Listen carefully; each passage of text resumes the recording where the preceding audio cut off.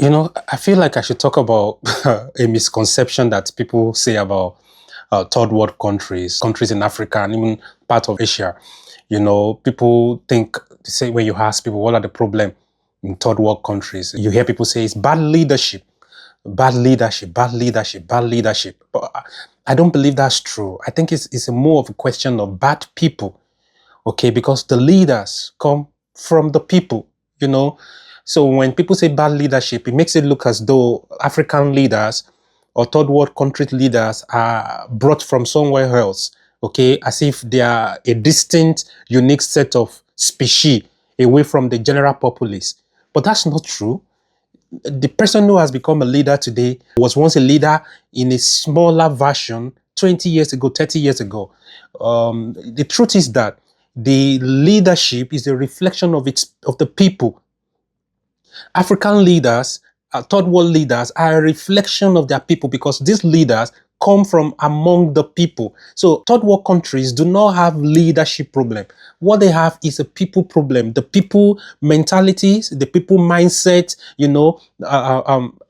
I study geography and I know that the environment is a summary of the people in it.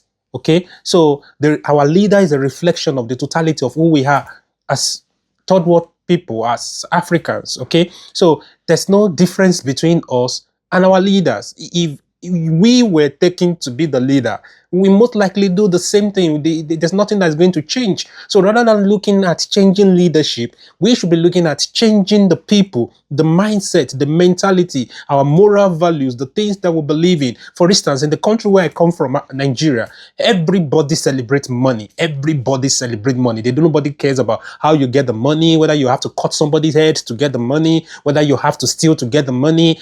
At the lowest level from among the people, this is what we celebrate. We don't actually believe anybody can do anything meaningful without being wealthy, without having money. So we celebrate money as Nigerians, as Africans. So when our leaders now get there, our politicians get to the seat of power where there is money, then they steal money because that's what we celebrate. That's what they're going to celebrate. There's no difference. So it's not a leadership problem. It's a people problem. And until we start from the grassroots to change the mind of people, to change how we think, and then to change the collective, then we cannot see any change. Let me tell you, a society is a reflection of the collective mind of the people that are there. So whatever is prevalent in our society today, that's the thing that is prevalent in the collective mindset of the people. So you're not going to look at yourself and say, oh, I'm different. Okay, how many people are different? So if you have 20 people and it's just one or two people that are different, those one or two people cannot really make any change. You need